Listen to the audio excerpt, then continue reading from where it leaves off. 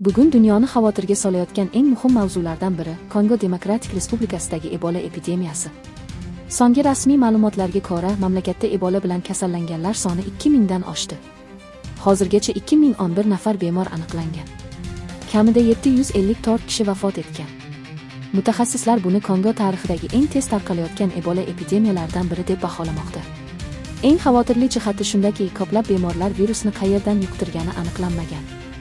Bu esa kasallik yashirin tarzda tarqalayotganini anglatadi. Vaziyatni yanada murakkablashtirayotgan yana bir omil bor. Ayrim shifoxonalarda tibbiyot xodimlari oylik maoshlar kechikayotgani sababli ish tashlashni boshlagan. Natijada bemorlarni davolash va virus tarqalishini nazorat qilish yanada qiyinlashmoqda. Ebola dunyodagi eng xavfli viruslardan biri hisoblanadi. U kasallangan odamning qoni va boshqa biologik suyuqliklari orqali yuqadi. Kasallik yuqori isitma, kuchli holsizlik, qusish va og'ir holatlarda ichki hamda tashqi qon ketish bilan kechadi. Shu bilan birga, olimlar aynan ushbu Ebola turiga qarshi yangi dori sinovlarini boshlagan. Agar sinovlar muvaffaqiyatli yakunlansa, bu epidemiya bilan kurashda muhim qadam bo'lishi mumkin. Hozircha Kongo hukumati va xalqaro tashkilotlar epidemiyani jilovlash uchun qo'shimcha tibbiy guruhlarni safarbar qilmoqda.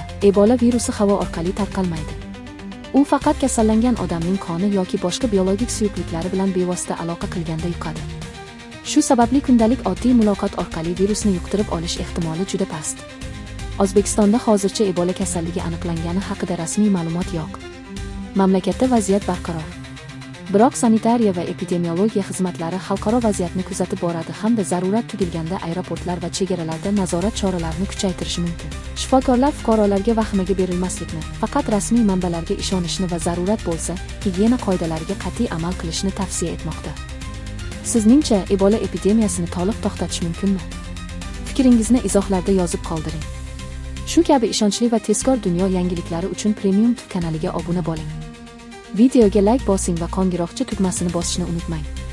Rahmat.